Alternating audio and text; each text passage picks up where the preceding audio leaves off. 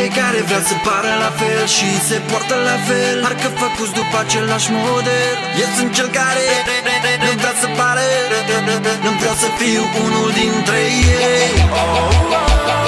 Eu vreau să fiu diferit, așa mă simt mult mai ok, ok. Eu vreau să fiu diferit, așa mă simt mult mai ok. Copil și obișnuiam să mă feresc de oameni într-un mod subtil.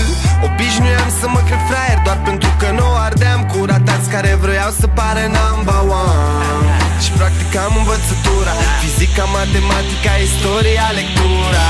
Și aveam ca pasiune muzica asta care atrăgea glume de la cei ce nu mă credeau în stare. Acum îmi zic de stare, îmi simte fiecare.